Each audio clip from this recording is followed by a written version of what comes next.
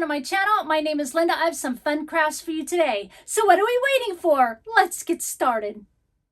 How about today we work on some Rustic Farmhouse Spring Home Decor crafts. So let's get started with project number 1. For this project, I'm using this machine quilt I bought, and no, I'm not using any extra batting. You may want to sit down with that and take a breath, but I bought it off eBay or Amazon or something like that, and I'm going to be using this pattern. I've already got it together. I'll have a free printable for you on my blog, link in the description box. It comes 3 pages. You'll cut each of it out and then tape it together at the dash line. So you've got, A, B, and C, and you're ready to go. You're going to cut 4 of whatever fabric you choose. I'll do that off camera, and look at this magic of editing. Here we are. I've got 4 pieces cut. You're going to lay right sides together, pretty sides together. And then you're either going to sew around one edge on both of them. If you're a gluer, you can glue right close to the edge, just on one side of each set.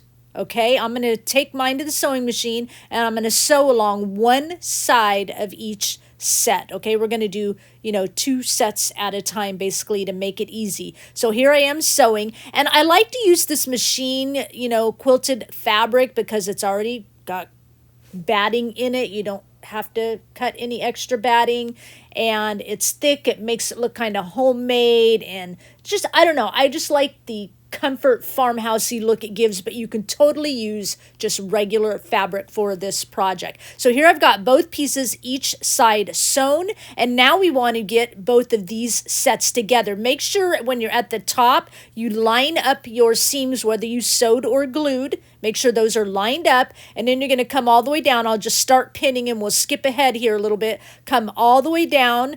And when you get down at the bottom, those seams, again, should match up as close as possible. All right, and then you're going to sew or glue that edge together, just like we did the other 2 sets. We'll come back to this in a minute. I'm going to sew it off camera. Here it is, ready to go. Now we're coming on the last side. We're going to do the same process, of course, but here we want to leave a space so that we can flip this right side out and stuff it. So you can see how far apart I put that pin, and I like to put a pin sideways to remind me, hey, don't sew here. So once you've got it, if you're a sewer, pinned together, sewed here, leave the spot open, maybe 3 or 4 inches hand width, and then sew the remaining. If you're a gluer, you're going to do the same thing, okay? I'll take mine to the sewing machine, do it off camera.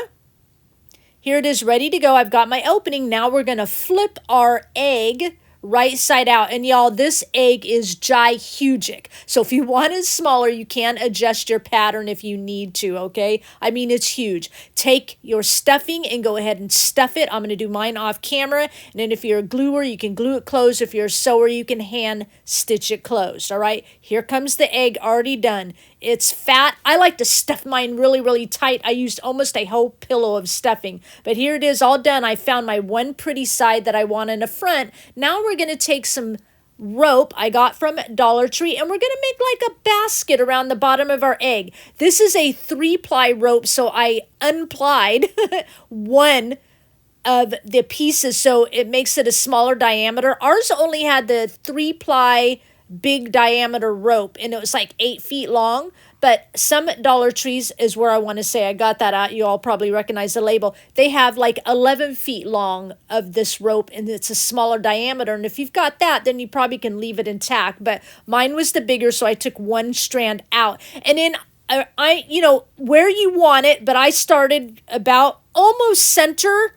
I think I could have gone down a little bit more, but you just start gluing it around all the way till you get down to the very bottom. You're going to go clear down to the very bottom underneath. You could leave the bottom bare if you want, but I went all the way down to the bottom. I used 4 things of these ropes.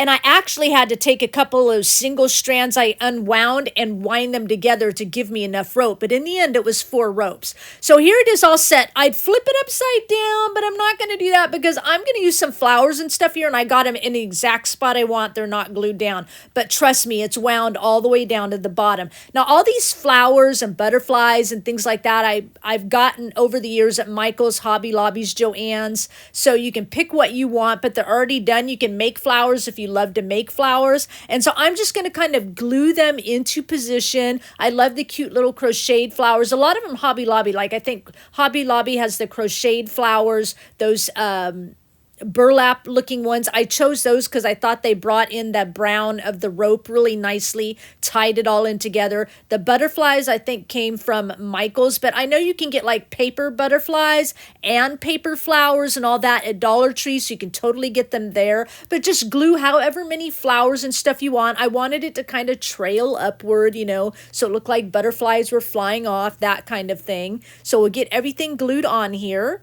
And then I have a piece of, it's a, you know, 2-strand little piece of rope left. I've saved just enough that I knotted, like double knot at each end, and I'm going to pull it down over the top of our egg and pull it down kind of tight. Okay, and then I'm going to glue that knot into position.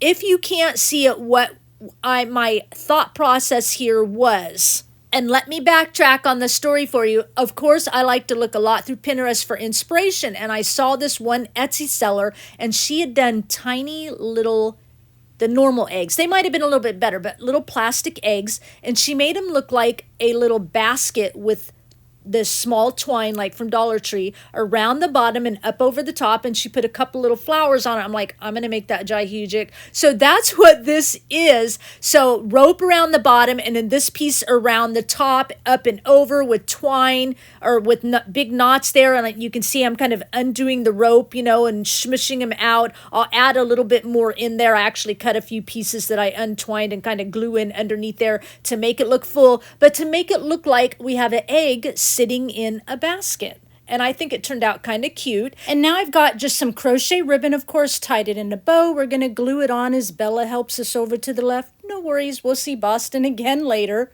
And then I'm going to glue just another little butterfly here in the center of the bow. And now don't think me weird as I glue and wrinkle crinkle this bow to keep the tails in place. I'm going to tell you a story. This is an egg in a basket, and I wanted it to be a speckled egg in a basket, and I forgot to speckle it earlier, and I know you're thinking you're going to speckle on fabric. Why, yes, I am. So I have some black paint mixed with water and a fan brush. I can say the word mixed, wipe off the excess, do a little splatter here, and then I've got things covered up because I don't want splatter all over my flowers since I forgot and have to do it now. And I'm just going to lightly splatter all the way around so we have our little speckled egg. I'll continue the rest off camera. We'll take a look at the results at the end of the video, but that makes this project complete. Let's move right on into project number 2. So our pieces mostly all came from Dollar Tree. These wood pieces here for a base, this thick wood piece, this candle. The dowel is those 2-pack dowels, the bigger size. I actually have to switch to a longer piece, about 12 inches.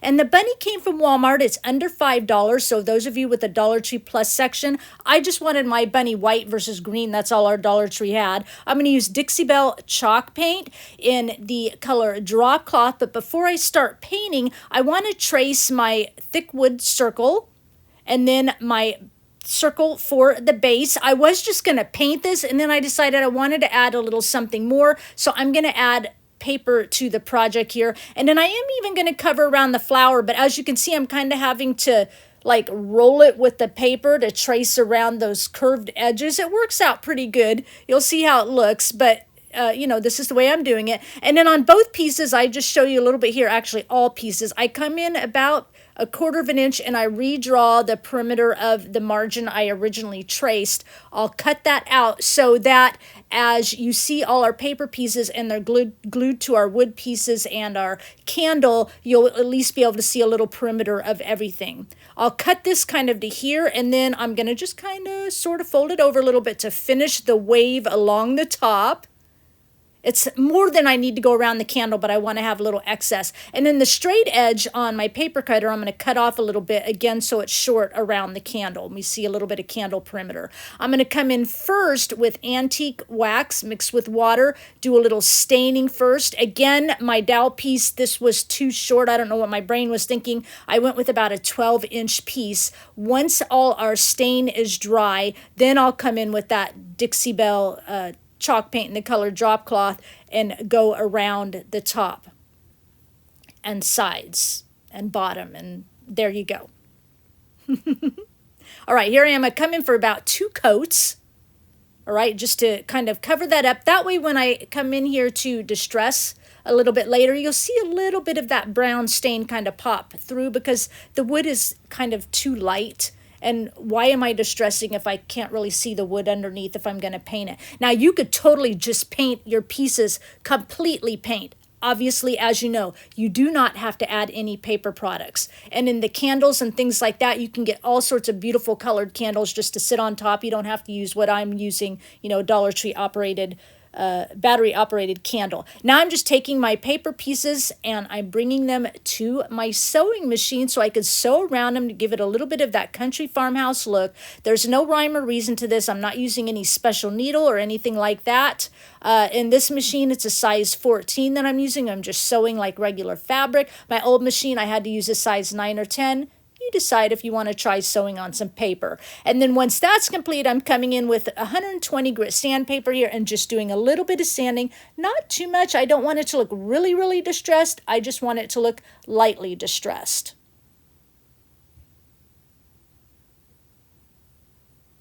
I'm still here. Finish up the dowel a little bit. The rest I got done off camera. I did distress that one big wood circle a little too much, so I went back and repainted a little bit. Now I've got some chalk ink here, colors that kind of, a nice light tan color to kind of add some shading around the circles because that paper's kind of browns and creams. And then once those are inked and shaded around the edge, I'm using the open end of my scissor blades to scrape along it to kind of give it a roughened look, to give it that kind of farmhouse appeal. Then I'm coming in on the pink and I'm shading around it as well. This is all completely optional. And then again, I will come in with my scissor blades and scrape around it. See, it kind of gives it a little bit of a silhouette. It'll kind of help the paper to kind of pop off and look dimensional off of the pieces that they are laying on. Then I'm coming in with some of the same color paint, added some water to it using my fan brush. I'll add some splatter to my paper pieces. That gives it just a little bit more dimension onto our project. I love doing this, y'all that have been with me for a while. I'm going to pretty much do it on 90% of everything. And then I'm just going to start gluing a couple things down. I'm only going to add one circle to the very top piece of the thick wood. The other pieces are going to stay for right now. And then I will go ahead and glue down the wrap that goes around the candle. I really wished they have those new ones that's in like the really pretty kind of colored clear jars, the battery operated candles, but I already had this in my stash, so that's what I'm going with. Now the bunny, I actually like the ribbon that's on it and everything. I'm just going to just slightly dress it up a little bit. I have like a velvet flower and some crochet flower, a velvet butterfly and some crochet flowers and paper flowers from my stash, and we're just going to kind of add it around the ribbon. We're just going to keep the bunny looking all cute. But yes, you could totally do this with the green bunnies at Dollar Tree and stuff, but and they do have white bunnies, different colors, but they're like kind of glittery looking, and I didn't want that either. So I'll get my pieces glued on here, and then we'll move on to the next step. All right, so here's my bigger dowel. What I want to do is push my dowel so it goes through the top of the bunny down to the bottom of the bunny. And I have one of these things. I never remember what they're called, and I always ask what they're called, and one of you always tells me, and then I forget. But I'm using it because it's got a nice point on it to get down through the bunny. I'm probably about 1 inch back from the ribbon. And then, of course, I'm just going to go all the way through till it comes out the bottom. Now, my dowel is actually a 1/2 inch size diameter. This is about a 3/8 inch. I wanted it smaller so that my dowel, as I wind it down through the hole here, you can see it poking out the bottom there. It'll come through a lot more here in a minute. The dowel will be nice and tight through that styrofoam, okay? Because I don't want to glue it in, because we all know when we add glue to the styrofoam, it pretty much melts. So I made the hole smaller. You can see I'm really pushing there. You can see the strength on my hands and out through the bottom. It'll kind of make a mess at the bottom as larger chunks come out here. But don't worry, all of that's going to be covered up. And it only needs to come out for me about 1/4 inch. Now I'm using the 1/2 inch drill thingy here, and I'm coming down into the bottom base of the wood, which is why I didn't add the paper. And I'm just going down just enough so that the dowel, this is just a dowel, a little scrap piece, make sure it fits. And then I'm coming to the underneath side of that thick wood piece that's on top, that's going to be on top, making that a little bit deeper, again using my little scrap piece of dowel to make sure that fits tight.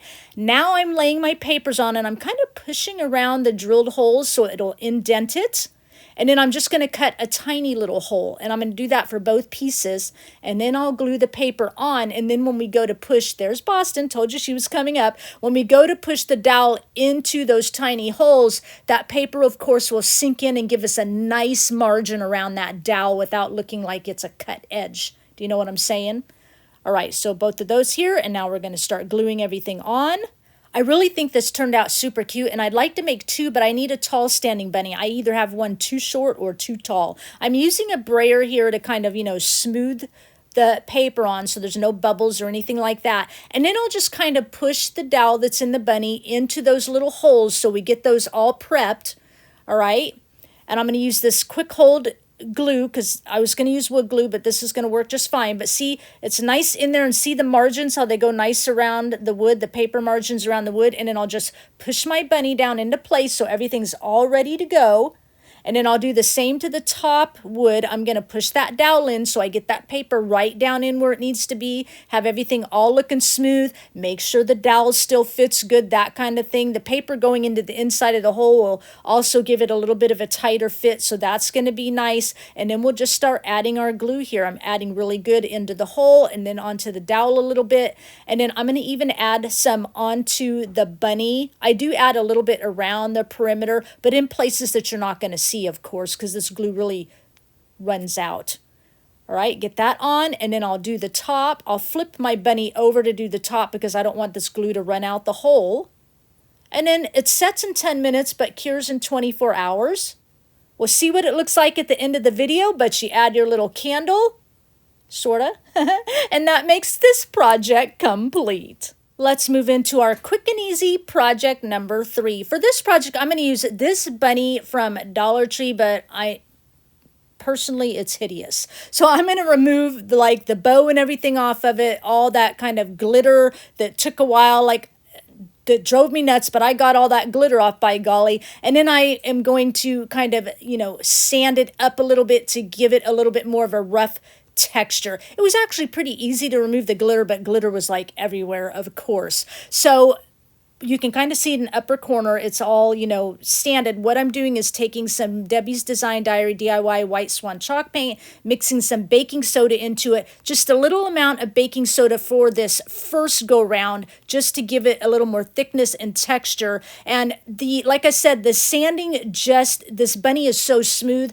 I wanted it to have texture, okay? And then, of course, adding in the paint with a little bit of baking soda gives us a little bit more. But I'm just doing a really thin coat front and back the first time around. I'll let it dry, and then I'll come back in. I'll mix a new batch of paint with a lot more baking soda to make it even more thicker, and then I'll come in on that second coat using a foam brush and kind of pounce up and down, and that will give it a soft kind of powdery texture versus brush strokes with a paintbrush. But on this first coat, I don't care. So here it is. I've skipped ahead a little bit. Obviously, it's looking a lot better. This project really is just all about the painting and stuff. We don't do a whole lot to it, but it so changes it up, and I wanted to share that with you. You can kind of see that texture right there, that kind of pouncy texture. I love that, but do it how you want to do it. It's just what I like. You can see it again. I kind of froze it for you, get you a little bit of that view there. Now I'm coming in with Debbie's Design Diary White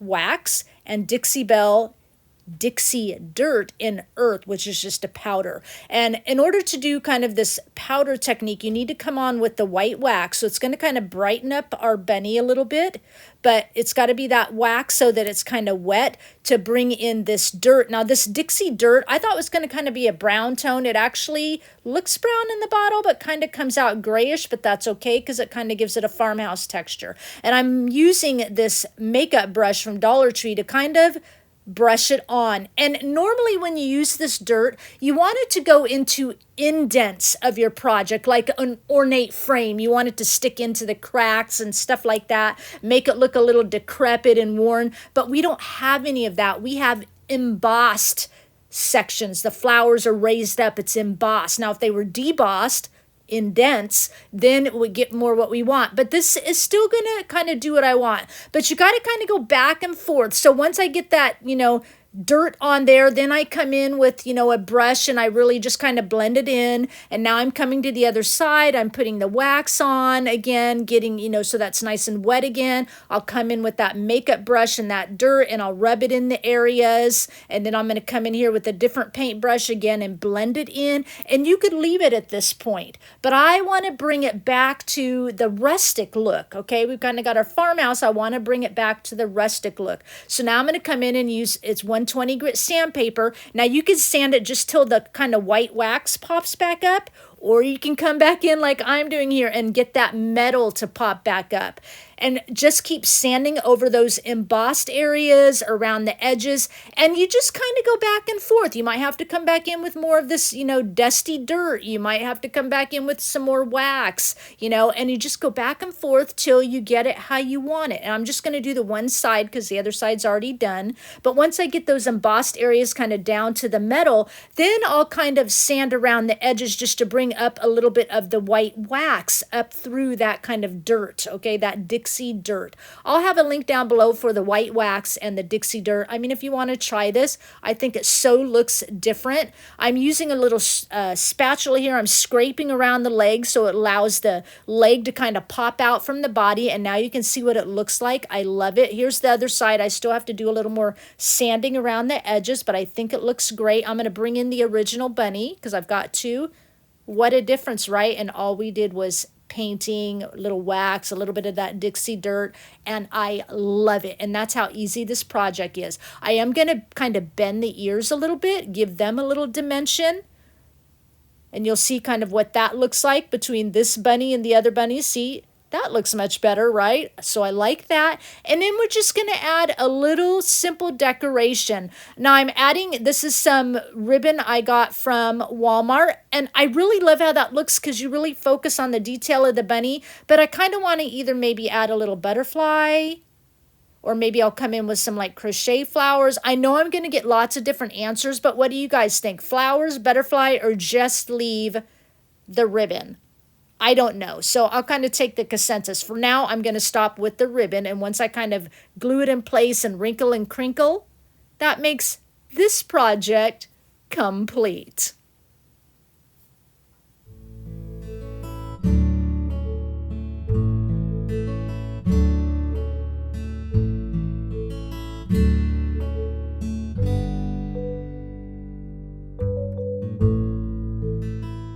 So I really hope you enjoyed all three projects today. I love how everything turned out. Remember, for this egg in a basket kind of pillow, oh, it's heavy too after you get all the rope on it and all the stuffing, because I stuffed mine like uber tight. It thing weighs like 10 pounds. I'm exaggerating, but it feels like it. I'll have the link in my description box to my blog where you can get the pattern to make that if you want, and you can adjust the pattern if you need to and you want to make it smaller. You just redraw the perimeter like I do on papers, when I'm making the paper smaller to glue onto wood. So redraw that perimeter and make the pattern a little smaller.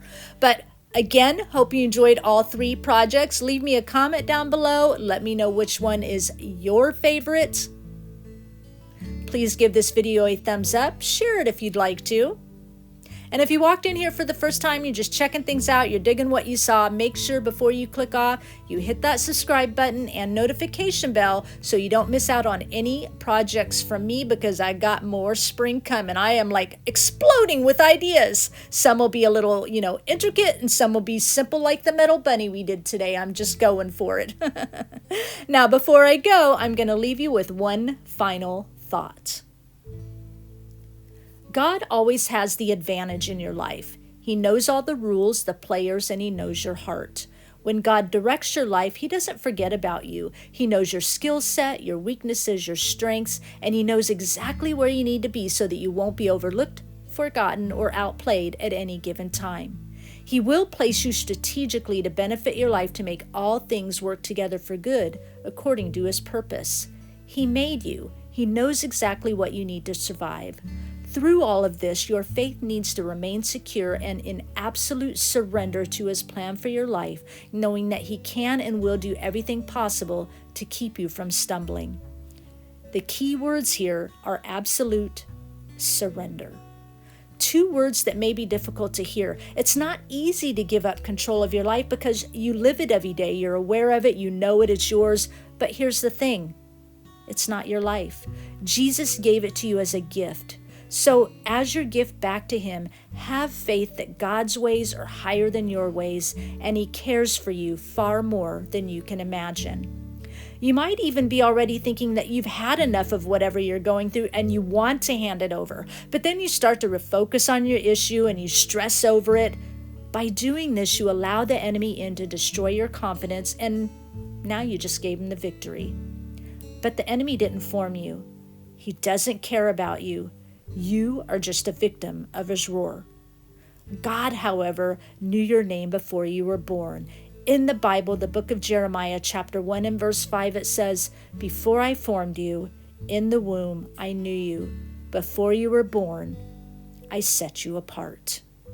Absolute surrender is not a sign of weakness. It's knowing that God has the strength and hope you need. Even Jesus knew when to let it go. In the Garden of Gethsemane, he willingly surrendered himself to the will of his Father. He trusted in God's wisdom and timing. Because of his absolute surrender, we now have an undeniable future. Surrendering doesn't mean giving up. Jesus didn't give up. He followed through with God's plan until it was finished. So do the same thing and follow Jesus' example. He will give you a hope and a future. In the Bible, the book of Philippians, chapter 4, verses 6 and 7. Now, this is the Message version translation Bible, okay? It says, "Don't fret or worry. Instead of worrying, pray. Let petitions and praises shape your worries into prayers, letting God know your concerns. Before you know it, a sense of God's wholeness, everything coming together for good, will come and settle you down." It's wonderful what happens when Christ displaces worry at the center of your life. Jesus knew God had the advantage, and he trusted his Father's plan. Can you? I thank you for sharing your time with me, and I'll talk with you again soon. Bye.